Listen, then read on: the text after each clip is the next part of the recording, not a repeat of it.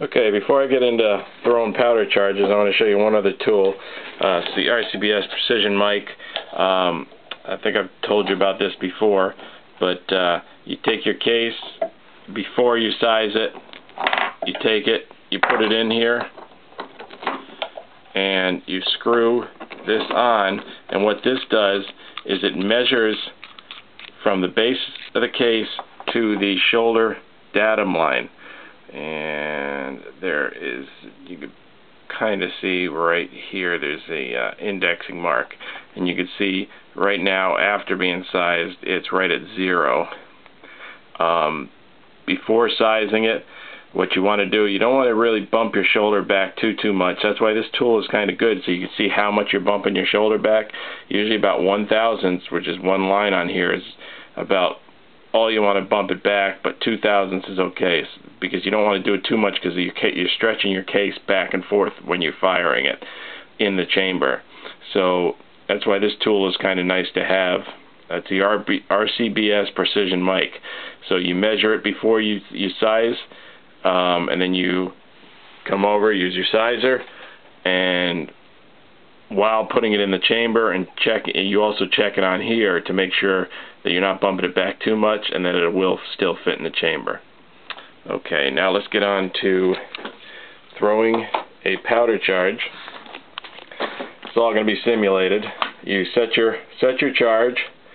You throw it. First, you zero your scale. You make sure your scale is right on 0, and then you put on whatever weight you want. Say this is a 300 Win Mag case, if you didn't notice. It's just one that I had laying around. Let's say I want to throw 71 grains. So I put it up to 70 and then 1. Take the pan, come over, throw the pan up. It's also another thing that's not easy to do. Bring it all the way up and then bring it down. So that it goes click, and then so it drops the powder into your pan. You have it. Keep the pan up against here when you do this, or else the powder will come out and just shoot everywhere. And then you just pull it back down, and you'll get your powder in here. You put it onto your scale and watch. I'll try to simulate this. If it's a little low like this, you take a I forgot what the name of this thing is, but it drops in. You spin this. It's got a little hole inside in this, and you fill this with powder. You don't have to fill it, but just up high enough over that level, and you spin it, and it drops out grain by grain. And you watch this as you're spinning it, and when this starts to come back up, and you get up to your 0 mark, then you take your powder charge.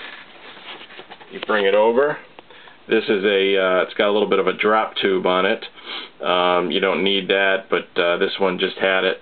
It's the Frankfurt Arsenal cheapy thing. So you just take it, dump it in there.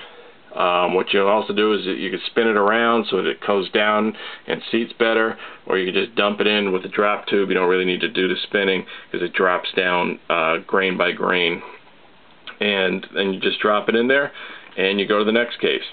And before finishing this process, you go over and you look at all of the cases. I like to take a flashlight and look down into every case to make sure there's powder in each case. Because if you get one that doesn't have powder in it, it's going to jam a bullet up into your bore, which is a bad thing to have happen. Okay, and now once your case is done there, you move over to bullet seating.